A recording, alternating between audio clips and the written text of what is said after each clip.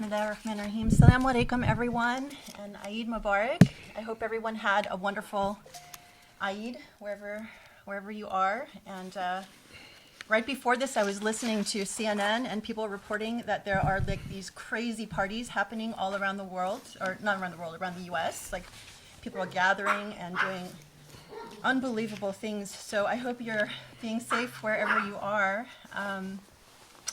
I'm so excited that we're here again for another session. We definitely missed all of you.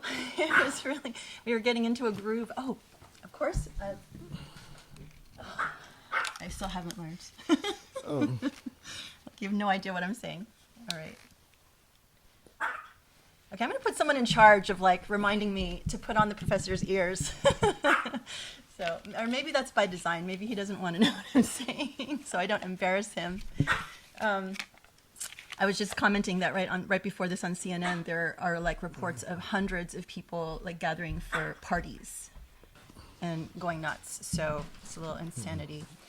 But anyway, I'm so excited, alhamdulillah, that we're able to gather again, because it was just so nice. Like we got into this rhythm of seeing everybody on Saturday, and then when we had a Saturday where we didn't see people, all of a sudden it felt very lonely. So we missed all of you very much, and I'm really grateful that we're all here together again. I just wanted to do a few housekeeping things and just share a few stories before. I don't want to take too much time because this is like precious time to know more about the Quran. But just an update on the new Quran halaqa project. You know that we are, as I've said, trying to get the equivalent of 400 people donating $100 a month for a year. And so we now are at 148 people as of last night. We had a Launch Good campaign that was really good. We raised about $7,500, and it was kind of a last minute, like, okay, let's just run something for the first 10 days of Dhul Hijjah and see how we do. So I just, set the goal very low, around like 3,000 something, and alhamdulillah, we were able to raise, a good amount of money in a very short amount of time. I just want to mention, I know that Sharif had sent out an email asking if anyone was interested in being part of a special task force to try and, do other things to raise money. So I know that he wanted just to wanted me to let people know that he is planning on reaching out again soon with more details. But if anyone is still really interested in being part of that, then please feel free to email Sharif, CHERIF, as in Frank, @usuli.org, or you can email me too. The other thing is I'm excited. I mentioned this in my weekly email. If anyone is not receiving my weekly email and would like to receive it, email me at grace@usuli.org. I can add you to our weekly subscribed list, or you can also go to our website and you can subscribe yourself there as well. And every Friday you'll get an email. I usually stay up pretty late Thursday night, kind of like putting it together, and then you get it like in the wee hours of the morning, and then it just like reminds you to come join us for our different activities, but just also gives people an update on what's happening on our end. So I was happy to announce that, actually I didn't even tell the professor this, next week I'm going traveling virtually. I'm going to be going to Sydney, Australia, and the UK, and the East Coast, and the West Coast, and so we're introducing a coffee and question with me. So it's just an opportunity for people to, meet me and meet each other, because I know we've, gone to different places, and people have asked, it'd be really wonderful if we can meet other people where we live. Of course, now with the pandemic, it's not really as big of an issue, but still it's nice that, if you know someone in your area, it's an opportunity for all of us to sort of gather and just kind of have a nice casual conversation, and for me to meet more of you. So I'm really looking forward to that. And so there are different times. So it's going to be starting Saturday, August 8th. My first trip is to New York, or the East Coast, at 5 p.m. on Saturday the 8th. And then on Sunday the 9th, I'm going to Sydney, Australia, 11 a.m. local time. And then the UK, 9 a.m. local time. And then here in the West Coast, 3 p.m. in the afternoon. So hopefully you guys can join me for that.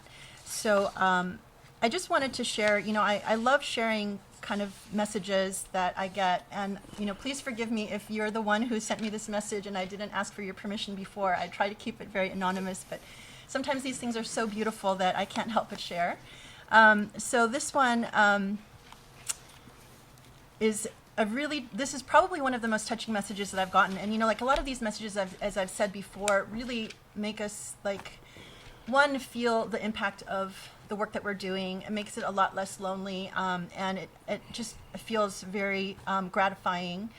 So this is from someone whose son actually helped her find her faith again. So she writes to me about her son, saying that her son started his research into Islam out of love of learning and connection to his heritage.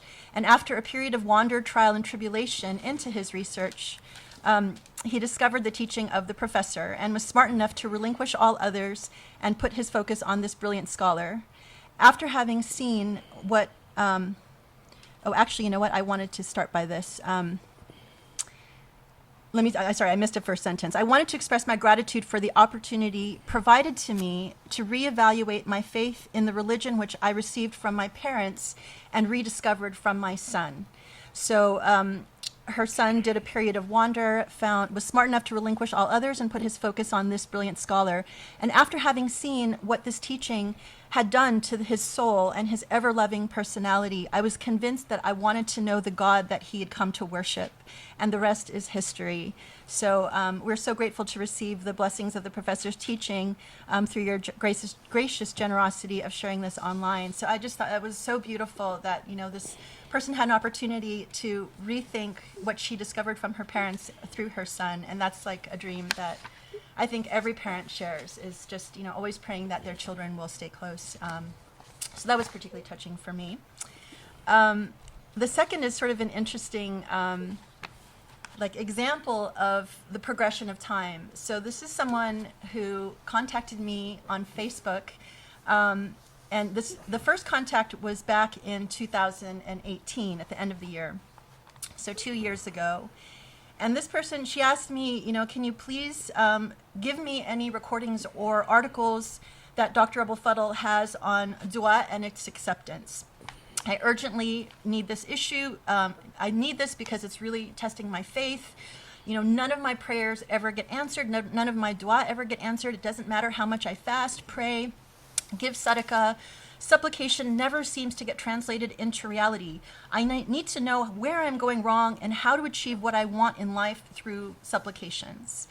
And so, at that point, I was like, okay, well, I'm not going to answer this person because, clearly this person is very early in their journey and still of the mindset that, God needs to deliver on my time. And if I'm not praying or I'm not doing something right or I'm not giving enough, then why am I not getting what I want when I want it? And, we obviously know from where we are going, what we teach here and what we talk about here, that it's not on your time. It's really going to be on God's time and what's best for you and your development. So that was the end of 2018. And then I didn't hear anything from her all through 2019. Then 2020, now in June. So she says, Assalamu alaikum, Grace. How are you? I'm diligently following the Sheikh's regular halaqas, and every time they just blow me away. And in a recent halaqa, Dr. Fadl mentioned that each surah has an associated dhikr to it, and a surah can become part of you only if you accompany it with that specific dhikr. How do I find out more about this? So obviously she had watched one of the new Quran halaqas where the professor was talking about how every chapter has its own dhikr. So I told her about the new Quran project and how we're trying to raise money for it, and then she thanked me and said that she was going to donate. So just this past week, she wrote me and said, Dear Grace, I want to share something with you. I am a 40-year-old woman who is going through a tough time for many, many years, and no amount of prayer or sadaqah helped. This strained my relationship with my Lord. I held a grudge against him and kept looking for answers for many issues that I see, to things I see happening in the world. One day, I found the videos of the Usuli Institute, and I found them interesting. Slowly, they became my everyday companion for when I go on my morning walks, and I started to get some of the answers that I was looking for. After I listened to the halaqa of Surah Rahman, my grievances towards Allah were instantly removed. I feel much lighter and hope that Allah holds my hand not to go astray anymore. And then she asked for us to pray for her.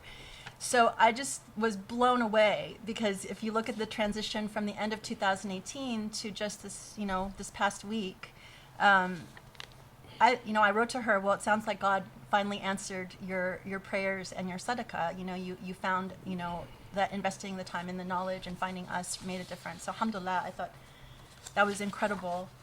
And my last story, actually, I was like looking at those two, and I thought to myself, just right before the halaqa started, I wish I had just one more to round it out so I could have 3 examples. And then literally, like not within 5 minutes, my email like went off, and God answered my prayer. So I thought, I didn't even have time to print it out, so I'm going to read it to you from my phone. So this was an amazing email that I literally just received not half an hour ago. So, Dear Grace, I just wanted to share that I have almost caught up with the recent flurry of Quran halaqas. I still have Surah Rahman to experience, which I hoped I would have seen before tonight's halaqah. However, at least now I have one more thing to look forward to. I would say that the most of my experience of the Quran has been one of aiming to understand the theoretical exegesis of it. What the professor has really presented to me through these halaqas is the character of the Quran. He has made it come alive. I find that the times we are most receptive to truths are during hardships, when one's ego is humbled. On a global level, we are in the midst of an unprecedented event that has revealed and highlighted so many injustices, and for me, on a personal level, going through a difficult situation, these halaqas are my anchor. During the Quran halaqah on Surah Hadid, when the professor reeled off a list of hardships that perhaps require us to be like iron, he mentioned a few terrible things like the death of a child and bereavements, etc. It sounded like he got to the end of the list, and I remember thinking, well, what about a divorce? And then after a pause, he said it. I felt relieved because I was helped so much by that halaqah with my personal circumstances going through a divorce, and in that moment I felt so comforted as if it was almost the professor was talking directly to me. I think I prayed Allah to bless the professor about 1,000 times in the following few seconds. Anyway, I just wanted to share that with you, and I look forward to the next session. So, alhamdulillah, we do get a lot of messages like that where people say that they feel like God is speaking to them directly through these things. So I just wanted to share those, and I just, thank you from the bottom of my heart. They mean so much. I mean, it's like when you hear these stories of changes that you make in people's lives, I can't even, I don't have words to express how much it means. But thank you so much, and I'm always happy and honored to hear your stories. So if you want to share, we'd be very happy to know. And again, I apologize if you become sort of my unwitting example of things that go on. So forgive me for if I shared something that was uncomfortable to anyone, but thank you all. So with that, I forgot my notebook. Oh. I need to go get it. Do you know where it is, or can I get it for you? You're not going to recognize that. Okay. So Professor needs to go grab his notebook. Okay. Assalamu alaikum, Eid Mubarak, Grace. Assalamu alaikum.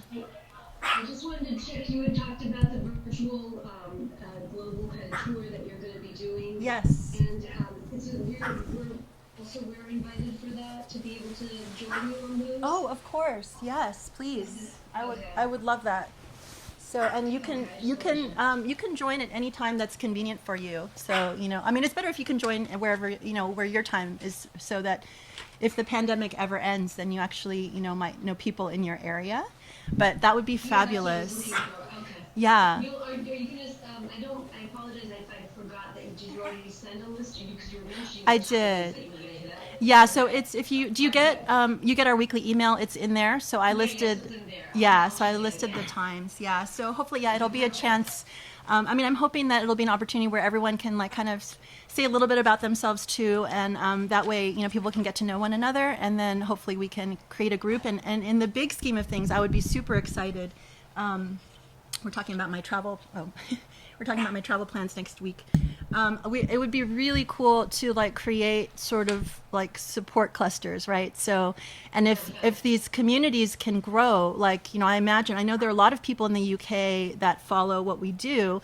If we had a community of Wasuli people in the UK, for example, we could even set up, direct events between UK people. Not that we, obviously other people could watch, but just to have really cool communities, and then we could start pitting you guys against each other and having competitions, who can read the most, or who can raise them. It never ends. But the thing that is really beautiful, I think, with the pandemic, it's really lovely that we have been able to connect with so many people, and it's different. We were talking about this the other night.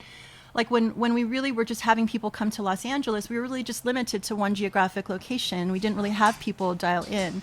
So, this way we really find I think people who have, like traversed a lot of common ground, right? Because I think that when people come and find a Suli, they've gone through, they've gone through a search. They're looking for something different, and so that shared experience, it gives people a nice commonality. And so I think, even though it's not a ton of people, I think that the experiences are really just so valuable. And when you put those people together, it's something very beautiful. So, I hope to create more of that through those kinds of interactions. So yeah, definitely, please join me. Okay.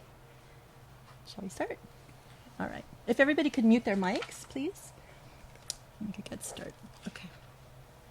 You can take this off if it's bothering you. Okay.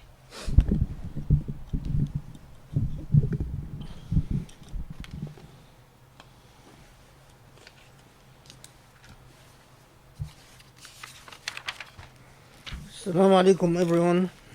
Eid Mubarak.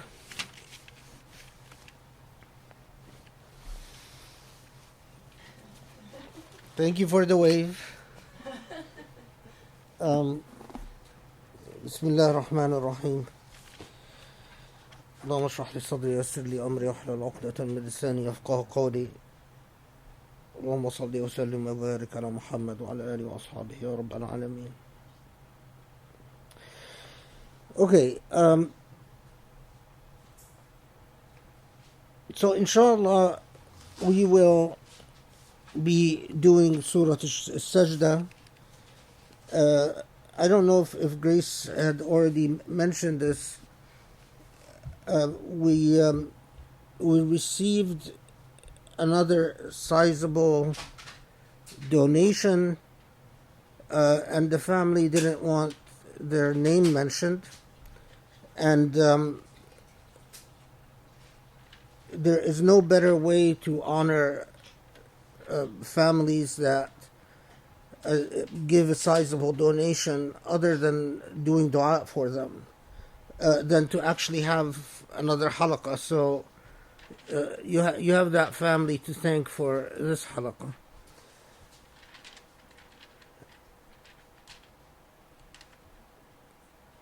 Alhamdulillah.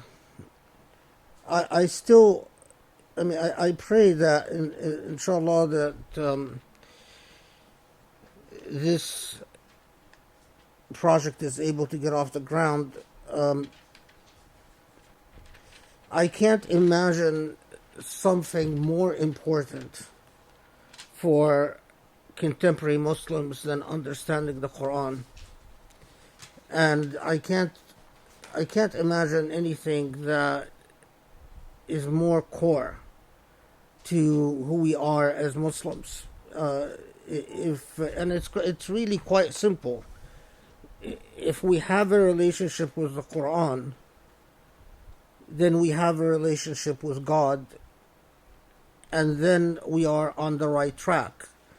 Even if on here every now and then our ijtihad on things is wrong, but a relationship with God allows us to continue on with the process of ijtihad and to engage the possibility of Allah's blessings, barakatullah, and muwalatullah, Allah's aid. If we don't have a relationship with the Quran, then we're marching in the dark. We might pray for Sirat al-Mustaqim. We might be saying all the time, Ihdina Sirat al-Mustaqim. That's what we do in every salah, right? We read the Fatiha, we ask Allah to give us a Sirat al-Mustaqim, the straight path.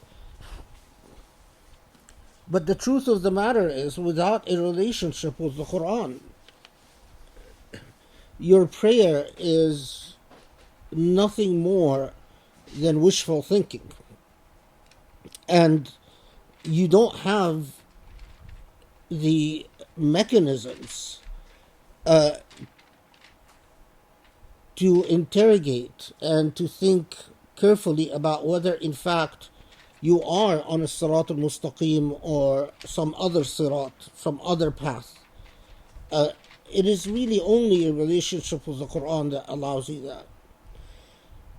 And I also believe that if you look around the Muslim world and you see the state we're in this Eid, the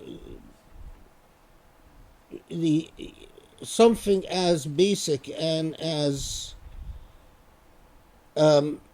elementary as the genocide that is going on in China, the genocide that we didn't learn anything from that went on in Bosnia, the so many genocides perpetuated against Muslims in around the globe. This Eid, we were greeted this Eid with thousands of Jewish settlers storming the Aqsa Mosque, which since Donald Trump came to power, the Jewish settlers protected by Israeli police have become it has become an actual regular habit. They regularly storm the Aqsa Mosque, and when Palestinians try to resist or defend or propel them, they are arrested and charged and imprisoned. And if you look around the Muslim world, then you see the absolute lack of reaction. Or you look around the Muslim world and you see the genocidal tragedy going on in Yemen, the curse of al-Dawa'ish or ISIS or whatever you choose to call them, that plague that has afflicted the Ummah. You see the state of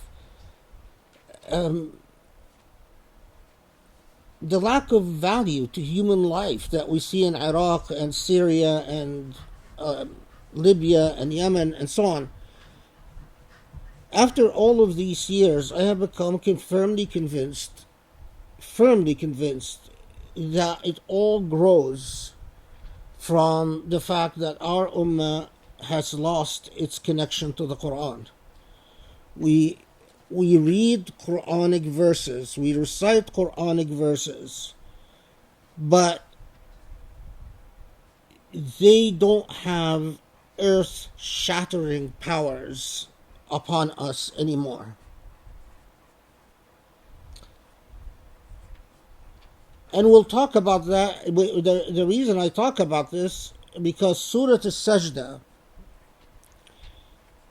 deals with this very topic, and I'll show you how, inshallah.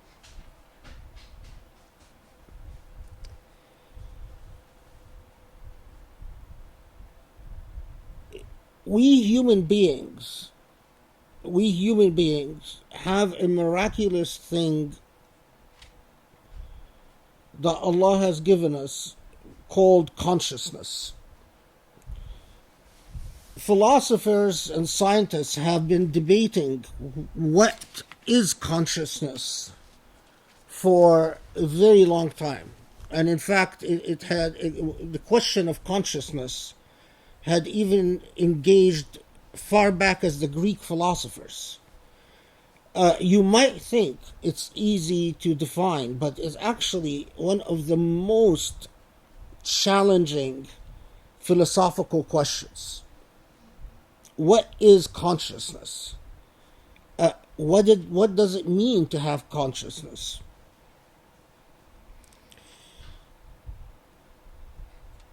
Because how you define it philosophically will have numerous ethical implications upon the way you navigate life.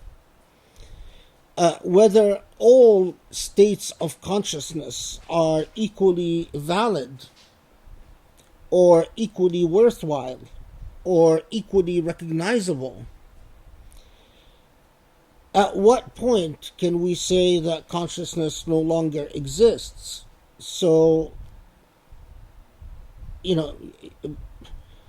all know people who were afflicted with diseases where step by step they lost their memory, for instance. Arguably their conscience, but their memory bank, whatever defined them as a human being, is gone. If the human consciousness is equal to the consciousness of a sheep or a goat, then by what right can you eat a sheep or goat? Can we say that humans have consciousness but animals don't have consciousness? Can you say that animals have consciousness but plants don't have consciousness? How about something like the coronavirus? Does that virus have consciousness? And if so, then can we exterminate that virus without an ethical pause? But if you say a virus doesn't have consciousness, then we go back to that question, well, how do you define consciousness? In addition to consciousness, we have that remarkable thing called free will. Is that by making a decision, if you can even imagine a dog, and the dog likes balls. Our dogs like balls, or at least some of them. And a dog is sitting and sees a ball and goes after the ball and picks up the ball in the dog's mouth. Has the dog exercised a will? And if you say yes, then is that identical to the will exercised by human beings? And if you say no, well, how so?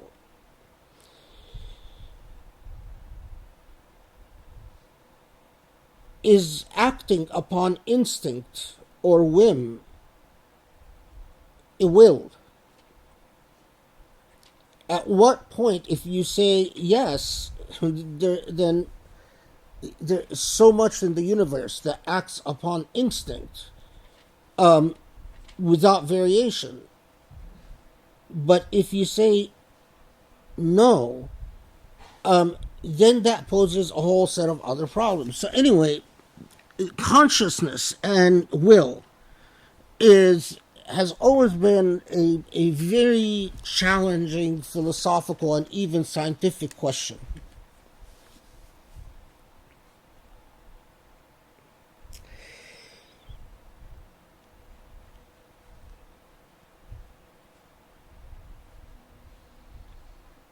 Now,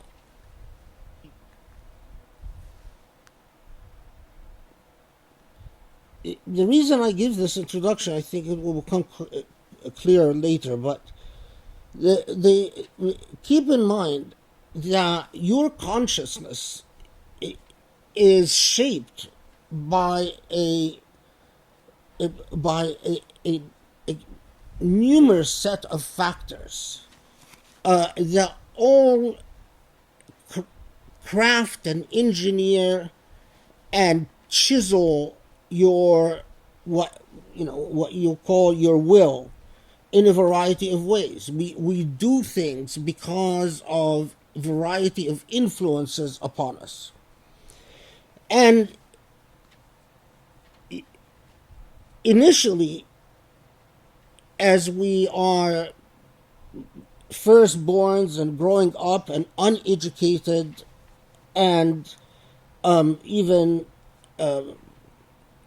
I'll use this term with a little bit of reservation, uneducated and unsophisticated or uncivilized, our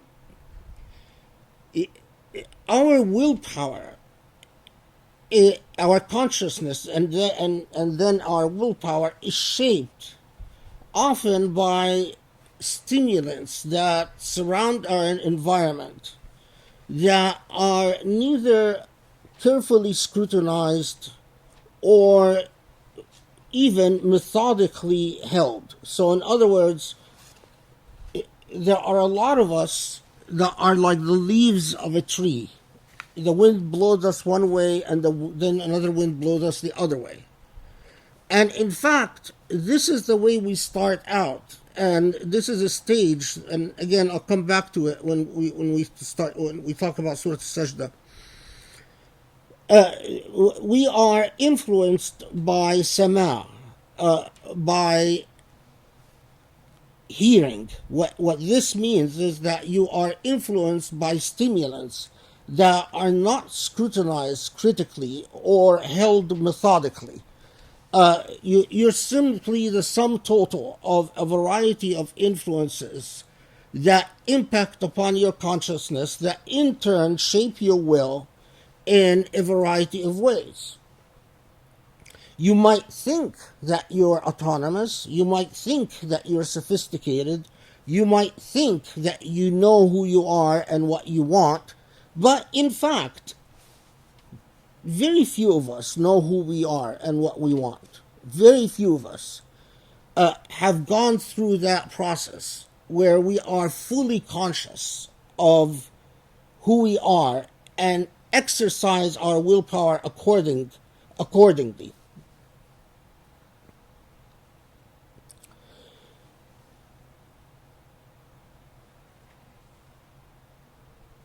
So at the most basic level, what shapes your orientation? What shapes your avoid or claimed tastes, your likes and dislikes, what repulses you and what doesn't repulse you, what you consider to be appropriate or consider to be inappropriate? What factors are woven in that negotiate and navigate that remarkable thing that you call your consciousness, and as a result, your will? And if you look at so many Muslims in this day and age, the proposition is very clear from the Quran.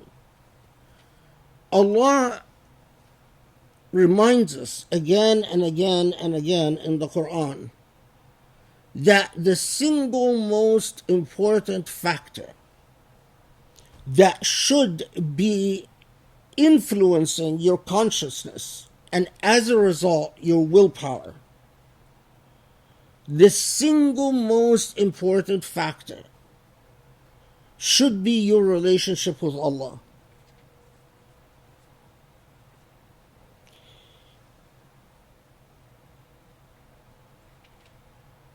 The single most important factor should be your relationship with Allah. After all, that is the test. That is the challenge. But how can you have a relationship with Allah if that relationship is not structured and channeled through the revelation? If your relationship with Allah is not channeled through the revelation, through the Quran, and note here, I'm saying the Quran, not Islamic law, not the Sharia. For our purposes, we'll just define Sharia as Islamic law. Not history. Even if your relationship with Allah is negotiated and channeled through the Hadith and Sunnah. The Hadith and Sunnah people are history. They're history. They are a history about the Prophet, perhaps even placed in the mouth of the Prophet, but they're still history. The Quran is not history. The Quran is a living text. The Quran and the author of the Quran is not dead.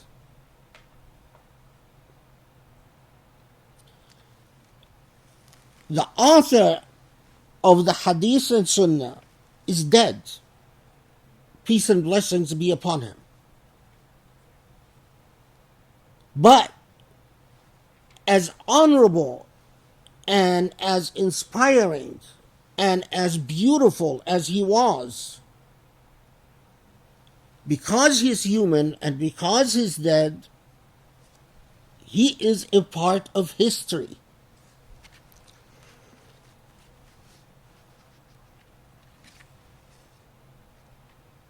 Be on guard whether you channel your relationship to Allah through a living institution like the Quran, the ongoing revelation, or whether you channel your relationship with Allah through factors that are not part of the divine revelation, including history, including traditions, including customs, including nationalisms, including classism, including sexism, including all the isms that you can think of. And that is exactly the way so many of us human beings are. We believe or we claim that we have a relationship with Allah, but if you look at that relationship, you discover that it is channeled through our reading of history, which, it could be very good, it could be excellent, it could be very bad, it could be horrible, but nevertheless, it's a dead instrumentality. Or through tradition, well, the main influence upon our relationship with Allah is that we saw other people do it, and it must be that these people know. It must be that those people are in the know. It must be that these people know what they're doing, so that's how I do it. But there are also worse possibilities, because so many of us, we claim to channel our relationship with Allah, but in fact, if you journey with the Quran, you discover that your only true God is yourself, that you've really been a self-idolater for a good part of your life, that you really worship yourself. And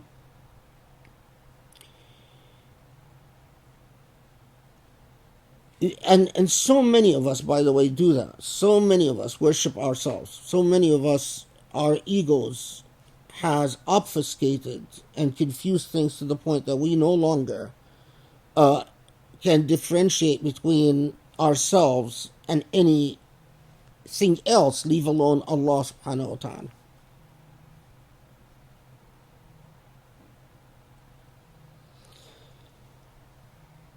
So you take the Muslim Ummah and you ask that simple question: to what extent is that Muslim Ummah, in its value systems, in its decision-making processes, in its state of consciousness, in the willpower that follows from that state of consciousness, to what extent is it shaped, influenced, or possibly crafted by the Quran? And if the answer is very little, because we really don't understand the Quran, then we are in serious trouble. And I think the state of the Muslim Ummah today is the biggest proof that when the Quran tells us that the Prophet ﷺ complains to God, my ummah اتخذوا هذا القرآن مهجورا, that my ummah has abandoned this Quran. That's precisely the type of situation that we see. So, a lot of these themes will come back through Surah Al Sajdah. But before we get there,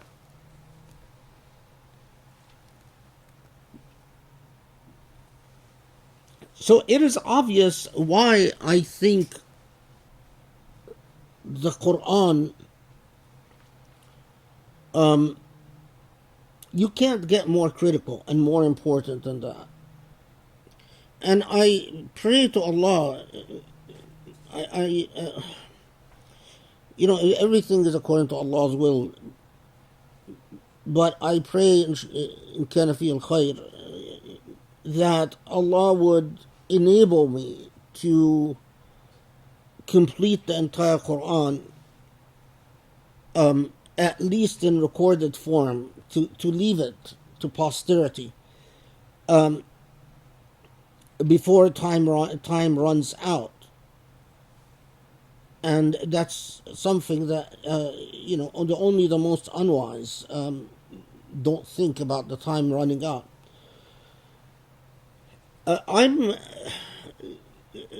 Both Grace and Sharif have urged me to not do the traditional halaqas anymore, and to replace the traditional halaqas with this halaqa. In other words, every date we have for the traditional halaqa, instead of doing what we've been doing in the past, to just present yet a new surah. My hesitation about this is that I know that, if we do a surah once every month, I don't think I'm going to live long enough to complete the Quran.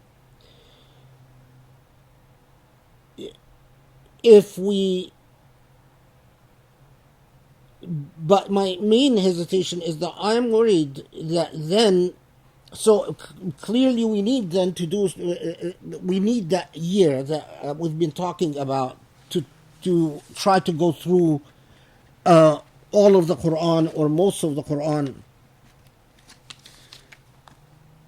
Plus, as I will talk about in a second, in an example with Surah Maryam, there are things that can only be taught through an extensive interpersonal instructional process. So my worry, though, is that if I cancel the traditional halaqa and present a new surah every halaqa, that then people who might be inclined to donate would say, do what Muslims always do when it comes to Islamic knowledge, say, well, he's doing it anyway, so why donate? So in other words, that doing that will kill off any possible donations we might get, so we can dedicate that year that we've been talking about. I don't know what you guys think. I know what Grace Sharif think. They've already talked to me about that. Yeah, I want to know what they think. Hang on, you guys. I'm just going to see if I can turn on the closed captioning. Or they can just say and you translate. Yeah.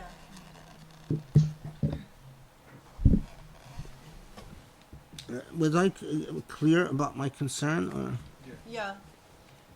Does anyone, anyone wants to say something, go ahead and raise your hand, and then I can also convey what you say.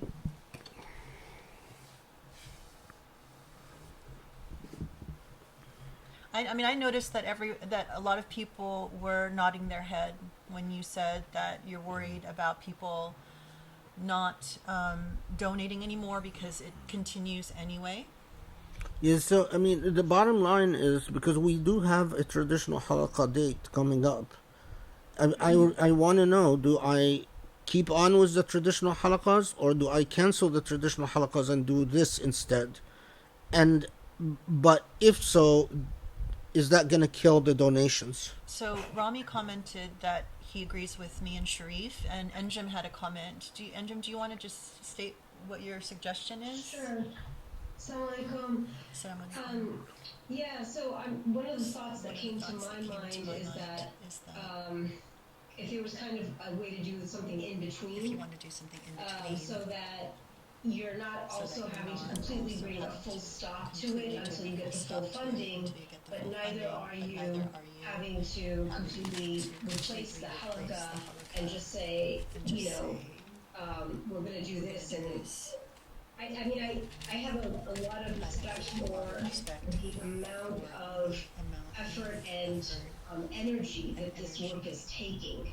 And so I'm thinking in my head that you could almost do a kind of a membership situation where people who give a certain amount of money, or people who are able to help raise a certain amount of money, can continue to do kind of come in and do this in a more closed circle. And people who are giving those donations are invited into that. That's what I'm thinking of. I don't know if you guys like that idea at all, but that way you don't have to feel like, you know, you're giving it for free. And I'm not trying to make this into a money-making scheme, but I understand what is at stake here if we can't raise those funds. So I'm just thinking there might be a way to tweak this so that it's done to where you do this kind of very specific project piece, you know, more gradually as we're working towards getting more funding, but you also kind of make it a little more exclusive and let people know that, look, I've given you pictures.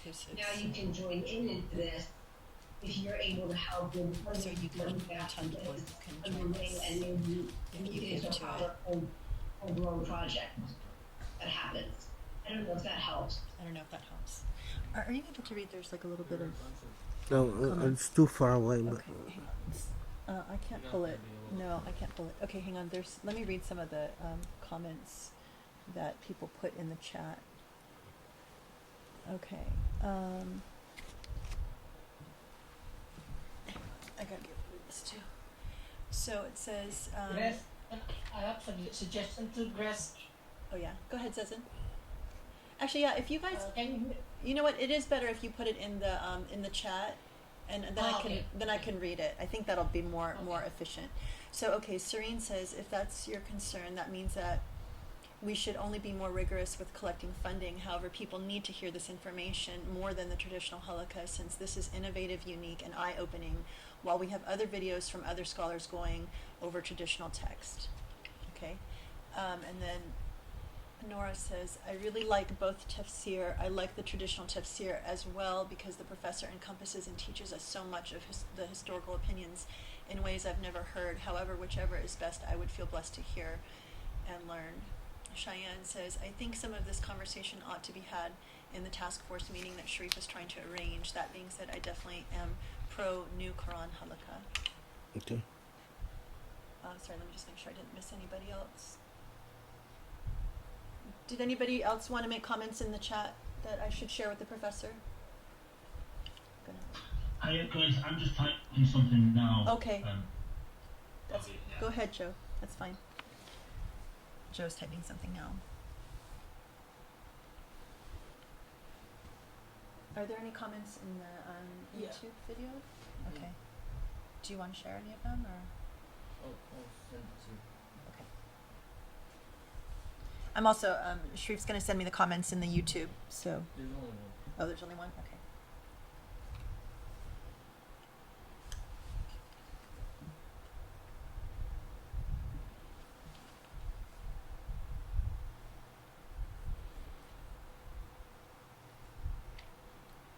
You can take a picture of it and send it to me that way. I did. Oh, okay. Okay, Joe says, it was my understanding that the New Quran project wasn't just about the unique way of engaging the Quran, it was also about having a core group of students live closely with the professor and build some deeper Usuli Institute roots that way. Yes. Yes.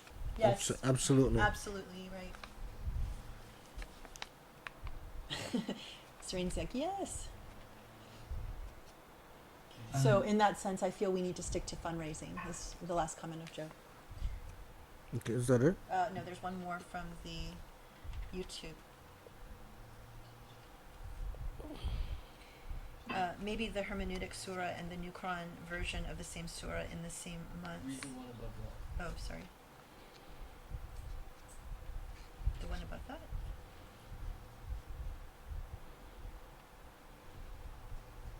Oh, sorry, never mind. That is the one above that. Okay. Maybe the hermeneutic surah and the New Quran version of the same surah in the same month. For example, if you're doing Surah Sajdah in August, would you be able to do the hermeneutic version as well? Yeah, that's very tough. That's very, very tough. Because the traditional halaqas are long enough as it is, and yeah, no, that would be rather challenging. Well, I mean, the reason this is sort of a bit pressing is because we do have a traditional halaqa coming up in August. Yeah, the second week of August. Yeah, and I've been praying about whether to do another surah in the traditional sense. Okay, well, let's continue talking about it, and if you have any further thoughts, just email Grace or Sharif, and There's one. Okay, hold on. and I know There's two more comments there's a here. task force, right? Yeah, there's going to be a task force. So Zezin says, my concern is from the content point of view. If the surah is the long surah, doing the new method, in my opinion, will be too difficult to cover each surah for each meeting because normally it has many topics. If the surah is short, it may be easier to cover for each halaqa. And then Enjam says, yes, I would be fine with whatever you all decide. If fundraising has to be the only focus now, then so be it. Perhaps it's meant to be. Okay. Well, I think that was helpful, right? Okay. Thank you, everybody. Yeah, thank you, everyone.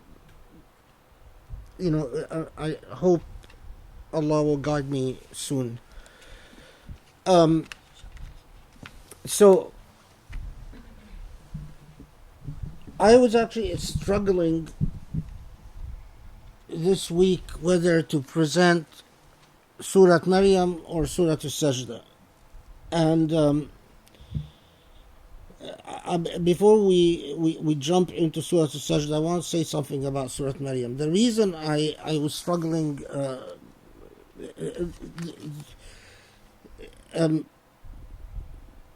for reasons that we can discuss later, inshallah. Surah, I've always felt a level of passion.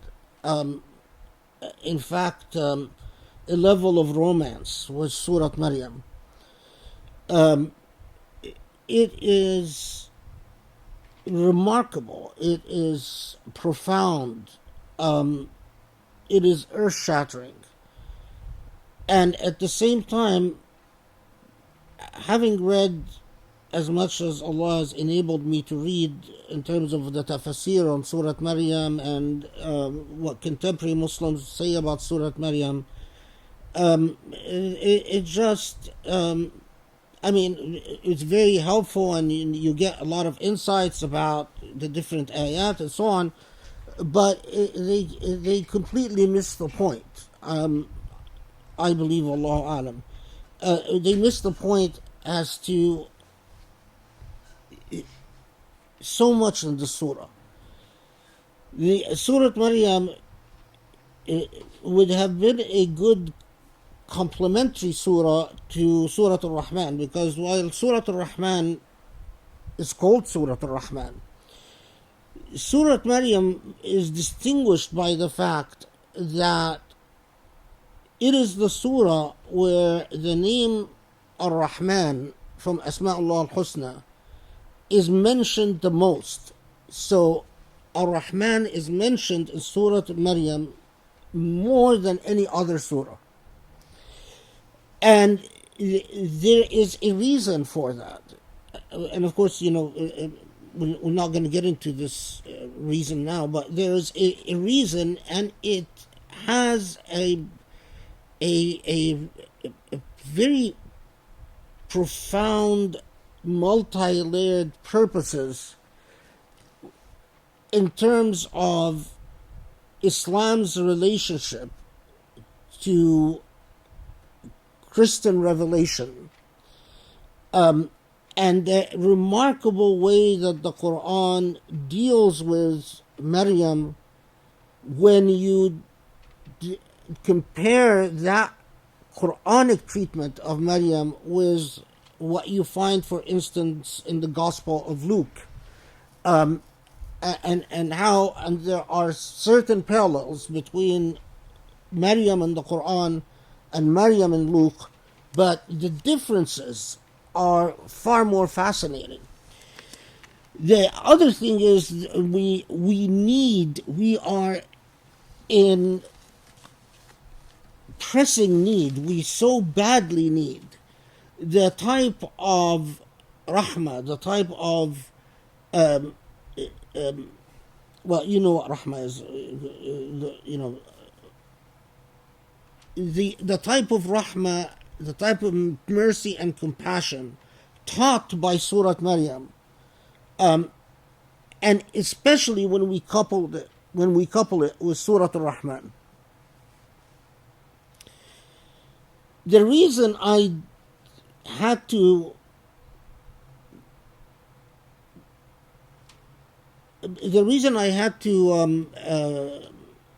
say reluctantly abandon my plans to do Surah Maryam is that this is one surah among several, but this is one example of a surah that really should not be presented the way we presented Surah Al-Rahman or Al-Jathiyah or Al Sajdah. That it is truly a surah that is best presented through the process of collective dhikr and the discussion process that I am talking about. Because Allah subhanahu wa ta'ala in Surah Maryam keeps saying, وَاذْكُرْ فِي الكِّتَابِ, remember in the book such and such prophet, such and such prophet, such and such prophet. But the Quranic treatment with Maryam and her role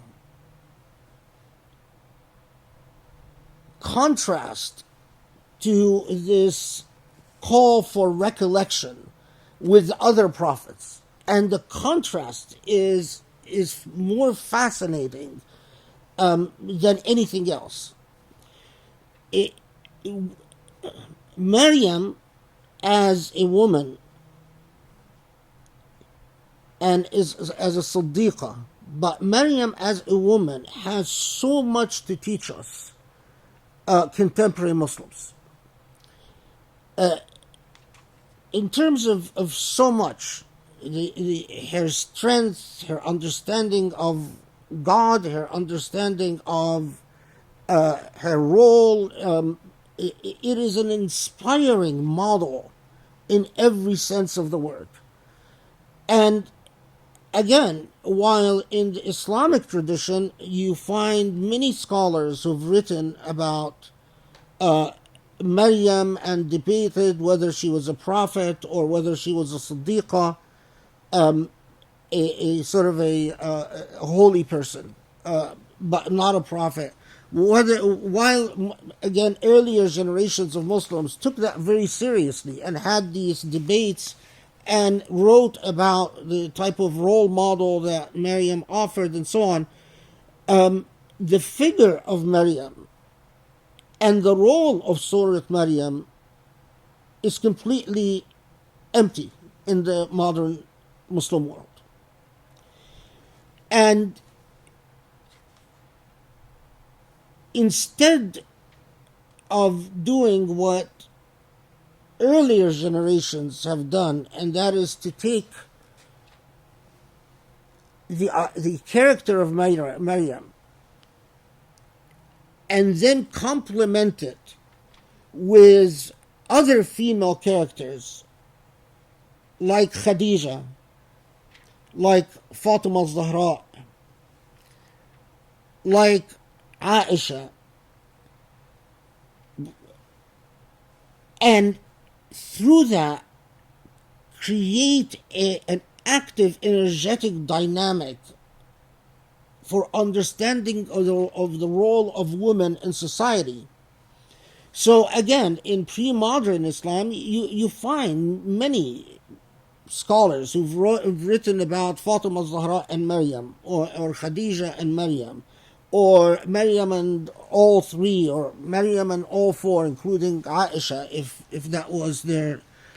In the contemporary age, with all the stuff that we hear about gender all the time, that has been completely lost.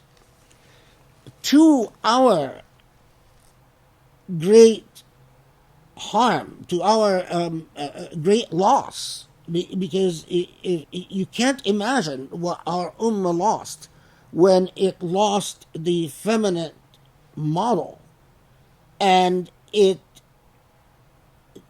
commercialized women, commodified women, like all modernity has done. Commodified women presumptively as body parts, and then the struggle became, well, to accept women as something other than body parts, which is struggle, which is, it's like the rules of the game are flawed. It's an already unhealthy and unsound dynamic because it was defined wrongly in the first place. Body parts or not body parts. Very different from the Quranic treatment of gender. But, alas, I want students to experience with me praying on Surah Maryam, to experience the emergence of the gendered model, to have the types of conversations that you need to have about Fatima al-Zahra, Khadija, Aisha, and Maryam. And that's a much more involved process, as you can imagine. So, after struggling with it and being harassed about it by Grace, do Surah Maryam, do Surah Maryam, do Surah Maryam. Of course, she would write it on papers and hold it up every time I see her. She writes it on paper, do Surah Maryam. I just, yeah. So, if you want to consider that a teaser, because Grace said, oh, you're teasing us, you can't do that. Well, I need someone to talk to. But, I talked to her because yeah, so anyway. So if you want to, this again, I think as one of you noted, I don't know when in our modern history there will be another opportunity like this. And not because I'm so wonderful. I'm not. Yes, you are. No, I'm not. But we have to deal with what Allah allows us to understand within a particular moment and deal with it to the best of our ability. And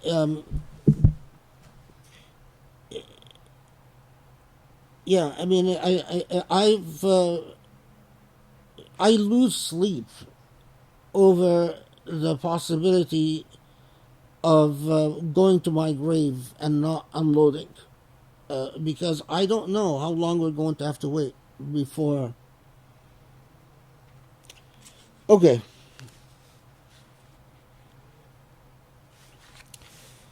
Surah Al Sajdah. There are a couple more suggestions. Do you want me to read it? Yeah. What do you say? They have comments? You want to ask questions? No. Oh.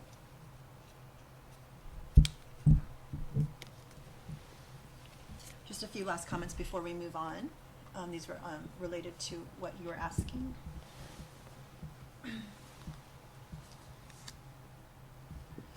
So Shreen says, one last thought to be read. Okay. Perhaps we can focus on the new Quran halakas until a stopping point, say a month or two from now. Continuation beyond this point will be dependent on gathering sufficient funding, and this can be emphasized each time. That way the professor can have peace of mind to commit to one method of halakas for the time being.